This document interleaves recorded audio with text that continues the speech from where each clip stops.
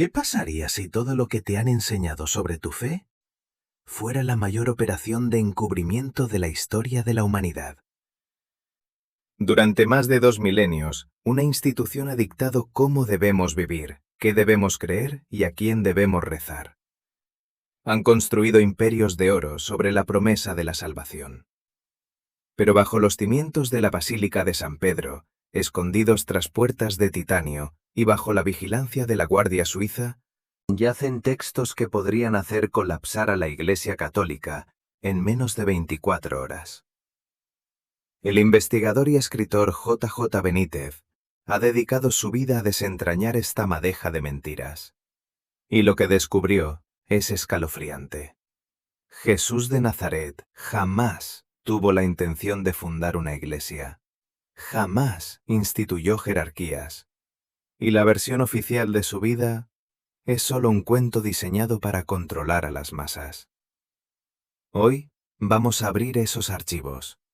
Prepárate, porque después de ver este documental, tu visión del mundo no volverá a ser la misma. Capítulo 1. Las bóvedas de la verdad. Lejos de la luz del sol de Roma, existe un lugar que no aparece en los mapas turísticos. Oficialmente, se llama el Archivo Apostólico Vaticano. Extraoficialmente, es la prisión de la historia. Hablamos de 85 kilómetros de estanterías subterráneas, millones de documentos, bulas papales, transcripciones de juicios por herejía y, según investigadores como J.J. Benítez, la prueba definitiva de la mayor manipulación jamás orquestada por el hombre. La Iglesia Católica sostiene que estos archivos están abiertos a los eruditos de todo el mundo. Pero hay una trampa. Una cláusula de silencio no escrita. Para entrar, debes saber exactamente qué documento buscas. No puedes simplemente explorar. Y misteriosamente, los documentos más críticos, aquellos que datan del siglo I y relatan los primeros años del cristianismo original, están clasificados bajo llave o directamente dados por extraviados. ¿Por qué la institución que predica que la verdad os hará libres tiene tanto pánico de dejar que el mundo lea sus propios orígenes? J.J. Benítez, tras años de estudio y acceso a fuentes militares y eclesiásticas que pocos han visto, llegó a una conclusión devastadora. La respuesta es el poder. Durante sus investigaciones, Benítez descubrió que los textos originales que relataban la verdadera vida de Jesús de Nazaret fueron sistemáticamente perseguidos, alterados o quemados. Los textos sobrevivientes, como los evangelios apócrifos hallados en Nag Hammadi, pintan a un Jesús radicalmente distinto. Un hombre que no exigía templos, que no pedía intermediarios con túnicas bordadas en oro, y sobre todo, que jamás ordenó la creación de un imperio financiero en su nombre. Imagina por un momento las consecuencias. ¿Qué pasaría si el Papa actual tuviera que admitir desde el balcón de San Pedro que la institución fue fundada sobre una tergiversación política del siglo IV? El imperio colapsaría en cuestión de horas. Y esa es la razón exacta por la que los niveles más profundos de estos archivos están custodiados con más fervor que el oro de Fort Knox. Benítez nos advierte algo fundamental. El Vaticano no está protegiendo a Dios del mundo exterior, está protegiendo su propio monopolio de la aplastante realidad. Capítulo 2. El proyecto Caballo de Troya. En 1984, un periodista español publicó un libro que haría temblar los cimientos de la fe católica. Su nombre, Juan José Benítez. El título, Caballo de Troya. La premisa era tan audaz que muchos la consideraron una locura. Benítez afirmaba haber recibido, de manos de un militar estadounidense cuyo nombre mantiene bajo secreto periodístico, los diarios de una operación clasificada de la Fuerza Aérea de los Estados Unidos. Una operación llamada Caballo de Troya. Según estos diarios, en algún momento del siglo XX, el Pentágono desarrolló en secreto una tecnología capaz de enviar seres humanos al pasado. Y el primer destino elegido no fue la Segunda Guerra Mundial, no fue la antigua Roma, fue la Judea del año 30. El objetivo, observar y documentar los últimos días de Jesús de Nazaret. El protagonista de estos diarios, un oficial con el nombre en clave, Jasón, describe con detalle quirúrgico lo que presenció en primera persona. ¿Y lo que vio? Contradice radicalmente la versión oficial de los 4 evangelios. Jasón describe a un Jesús que la Iglesia nunca te ha mostrado. Un hombre que reía, que bromeaba con sus discípulos, que sentía dolor, hambre y soledad como cualquier ser humano. Un Jesús que no exigía adoración ciega, no amenazaba con el infierno, y sobre todo, que hablaba de un Dios radicalmente distinto al Dios celoso y vengativo del Antiguo Testamento. 12 libros. Desde Jerusalén en 1984 hasta Belén en 2022. Casi 40 años de investigación ininterrumpida, y cada volumen revelaba más capas de una verdad incómoda. El Jesús que conocemos desde la infancia es una construcción política. La reacción de la Iglesia fue inmediata y feroz. Obispos en España lo calificaron de satánico. El Opus Dei prohibió a sus miembros leer la saga. Algunos sacerdotes llegaron a quemar ejemplares en actos públicos, exactamente como sus predecesores habían hecho con los evangelios originales siglos atrás. Pero aquí está el detalle más escalofriante de todo. Benítez nunca dijo que sus libros fueran ficción. Cuando los periodistas le preguntaban, ¿esto es una novela?, él respondía con la misma frase una y otra vez. Hay mucha más verdad de lo que la gente cree. ¿Por qué un periodista con décadas de credibilidad arriesgaría su reputación entera por una supuesta novela de ciencia ficción? ¿O acaso no es ficción en absoluto? Lo que resulta innegable es que Caballo de Troya se convirtió en uno de los fenómenos editoriales más grandes de la lengua española. Millones de ejemplares vendidos en todo el mundo, traducido a decenas de idiomas. Y algo que la Iglesia no puede ignorar. Generación tras generación de lectores que, después de terminar estos libros, comienzan a cuestionar todo lo que les enseñaron en catequesis. Pero la revolución de Benítez apenas comenzaba, porque lo que descubrió sobre la verdadera cronología de Jesús cambia absolutamente todo. Capítulo 3. La fecha oculta y María Magdalena. Lo que estás a punto de escuchar contradice algo que has dado por sentado toda tu vida. Y no lo digo yo. Lo dice un hombre que ha dedicado más de 40 años a investigar los evangelios originales, cruzándolos con fuentes militares clasificadas y textos apócrifos que la Iglesia se ha esforzado en borrar de la historia. Según J.J. Benítez, Jesús de Nazaret no murió en la fecha que la Iglesia celebra cada Viernes Santo. No murió en abril. Según sus investigaciones y los documentos que llegaron a sus manos, la crucifixión real ocurrió en el mes de agosto del año 30. ¿Por qué importa esto?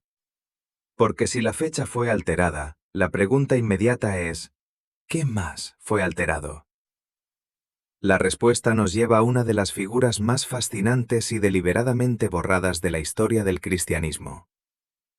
Una mujer cuyo nombre aparece más veces que el de la mayoría de los apóstoles en los textos originales. Una mujer que, según los evangelios apócrifos hallados en Nag Hammadi en 1945, era la discípula más cercana y querida de Jesús. Su nombre, María Magdalena. Los evangelios canónicos, los 4 que la Iglesia seleccionó cuidadosamente, la reducen a una prostituta arrepentida. Una pecadora redimida por la gracia masculina. Pero los textos que el Vaticano no incluyó en la Biblia cuentan una historia completamente diferente. El Evangelio de María, descubierto en el siglo XIX, pero que la Iglesia tardó décadas en reconocer públicamente, la describe como una líder espiritual, una maestra. alguien a quien el propio Jesús confiaba enseñanzas secretas que no compartía con Pedro ni con ningún otro apóstol. ¿Te imaginas la escena?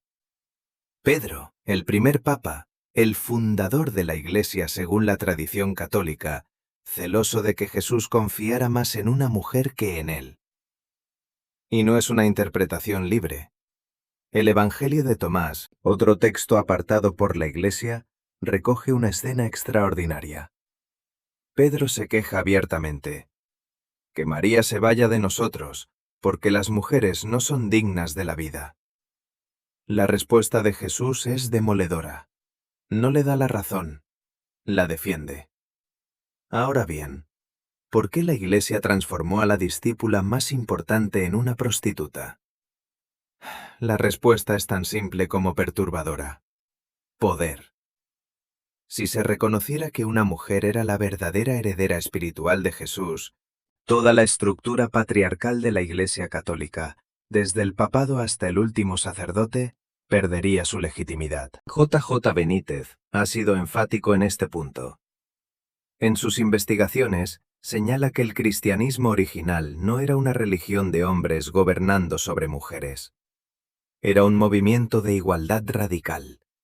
Y eso es exactamente lo que el Concilio de Nicea se propuso destruir 3 siglos más tarde. Pero eso lo veremos en un momento. Antes, hay algo aún más inquietante que debemos abordar. Algo que conecta al Vaticano con fenómenos que desafían toda explicación racional. Capítulo 4. El Vaticano y lo inexplicable. El 13 de octubre de 1917, más de 70.000 personas en Fátima, Portugal, fueron testigos de algo que la ciencia todavía no ha podido explicar. El sol pareció desprenderse del cielo, girar sobre sí mismo y descender hacia la Tierra durante aproximadamente 10 minutos, antes de regresar a su posición habitual. Fue presenciado por creyentes y escépticos por igual. Periodistas seculares lo documentaron. Nadie pudo negarlo. La Iglesia lo llamó el milagro del sol. Un acto divino. Una confirmación de las apariciones de la Virgen María a 3 pastorcillos. Caso cerrado. Pero J. Benítez, que ha investigado fenómenos anómalos durante más de 3 décadas, ofrece una lectura radicalmente distinta. Y no está solo. Según Benítez, lo que miles de personas presenciaron en Fátima ese día no fue un milagro religioso. Fue un fenómeno de naturaleza desconocida, posiblemente tecnológica, que la Iglesia se apresuró a encuadrar dentro de su narrativa para consolidar la fe mariana en un momento histórico crítico. La Europa desgarrada por la Primera Guerra Mundial. La pregunta de Benítez es incisiva.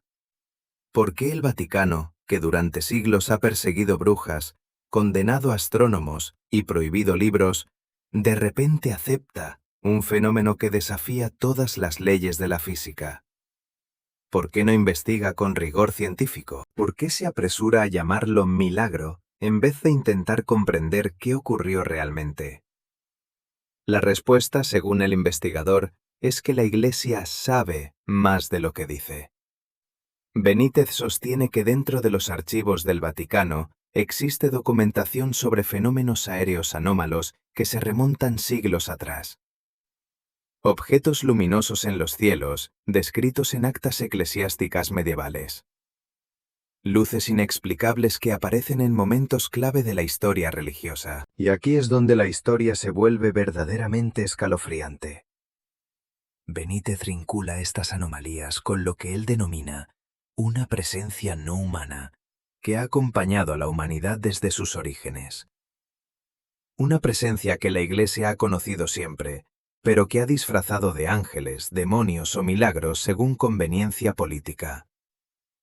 ¿Qué saben realmente los papas sobre lo que hay más allá de nuestro mundo? ¿Y por qué lo mantienen en secreto? Benítez argumenta que la Iglesia no teme que exista vida fuera de la Tierra. Lo que teme es mucho más profundo. Que si se demuestra que esas presencias son reales, entonces la idea de que el hombre fue creado a imagen y semejanza de Dios como ser único y especial en el universo, se derrumba. Y con ella el motivo fundamental que justifica la existencia de la propia Iglesia. Pero quizás el secreto más grande del Vaticano no está en los cielos, ni en los archivos subterráneos. Está en un evento concreto que ocurrió hace exactamente 1700 años. Un concilio que cambió para siempre la historia de la humanidad. Capítulo 5. El Concilio de Nicea. Año 325 después de Cristo. La ciudad de Nicea, actual Turquía. Un emperador romano, Constantino, convoca a los líderes de una religión que él mismo acaba de legalizar. No lo hace por fe, lo hace por política. El imperio romano se desmoronaba, las provincias se rebelaban, las legiones estaban divididas. Constantino necesitaba algo que unificara a millones de personas bajo una sola bandera. Y ese algo era el cristianismo. Pero había un problema enorme. Los cristianos del siglo IV no estaban de acuerdo entre sí en prácticamente nada. ¿Jesús era Dios o era hombre? ¿Era igual al Padre o inferior? ¿Resucitó literalmente o fue una metáfora? Cada comunidad cristiana tenía su propia versión, sus propios evangelios, sus propias reglas. El Concilio de Nicea fue, en esencia, una operación política disfrazada de evento religioso. Aproximadamente 300 obispos fueron convocados, y bajo la supervisión directa de un emperador pagano que ni siquiera estaba bautizado, se tomaron las decisiones más trascendentales de la historia del cristianismo. Primera decisión. Jesús sería declarado de la misma sustancia que Dios Padre. No inferior, no distinto, igual. Los obispos que se opusieron fueron excomulgados en el acto, sus textos confiscados, sus seguidores perseguidos. Segunda decisión. Se estableció un canon, un conjunto oficial de textos que serían considerados sagrados. Esto significaba que decenas de evangelios que habían circulado durante 3 siglos entre las comunidades cristianas serían declarados heréticos. Evangelios como el de Tomás, el de María, el de Felipe, el de Judas. Todos fueron apartados, censurados o destruidos. J. Benítez es contundente sobre este punto. Lo que hoy llamamos la Biblia no es una obra divina e inmutable. Es el resultado de una votación política celebrada por 300 hombres hace 1700 años, bajo la presión de un emperador que veía en la religión un instrumento de control social. Tercera decisión, y quizás la más devastadora. Se estableció la estructura jerárquica de la Iglesia. Obispos, metropolitanos, patriarcas. Una pirámide de poder que, curiosamente, replicaba con exactitud la estructura administrativa del propio Imperio Romano. ¿Casualidad o diseño deliberado? Lo que Constantino logró en Nicea fue algo que ningún general romano había conseguido con sus legiones: unificar millones de mentes bajo un solo dogma. Y el precio de esa unificación fue la verdad. Benítez señala algo crucial. El Jesús que emerge del Concilio de Nicea es un producto de ingeniería política. Un Dios diseñado para justificar la existencia de una institución que, irónicamente, Jesús nunca quiso crear. Piénsalo un momento. El mismo hombre que, según los evangelios apócrifos, predicaba la relación directa con Dios, sin intermediarios, sin templos, sin jerarquías, fue convertido en el logo corporativo de la organización religiosa más rica y poderosa de la historia. Y esa es la paradoja que J. Benítez ha intentado desvelar durante toda su carrera. El secreto del Vaticano no es un documento oculto ni un objeto misterioso. El secreto del Vaticano es el propio Vaticano. Una institución construida sobre los cimientos de todo aquello que Jesús rechazó. Hemos recorrido juntos los pasillos subterráneos de los archivos más secretos del mundo. Hemos revisado las investigaciones de un hombre que se atrevió a cuestionar una historia de 2000 años. Hemos descubierto evangelios censurados, fechas alteradas, mujeres borradas de la historia, y un concilio que fabricó una religión a medida de un imperio. J. J. Benítez no pide que le creas ciegamente. De hecho, eso sería repetir el mismo error que denuncia. Lo que pide es mucho más peligroso para cualquier estructura de poder. Que pienses por ti mismo, que investigues, que te hagas las preguntas que nadie quiere que te hagas. Ahora la pregunta es para ti. ¿Crees que el mundo está preparado para conocer la verdad completa sobre los orígenes del cristianismo? ¿O hay secretos que es mejor dejar enterrados bajo 85 kilómetros de estanterías selladas? Déjame tu respuesta en los comentarios. Y si este documental te hizo cuestionar, aunque sea una cosa que dabas por sentada, compártelo con alguien que necesite escucharlo. En el próximo episodio, abriremos otro archivo prohibido. Uno que la Inquisición española se aseguró de que nadie pudiera leer. La verdad oculta detrás de los tribunales más temidos de Europa, y lo que realmente ocurrió tras esas puertas cerradas. Esto es Crónicas Prohibidas, y apenas estamos empezando.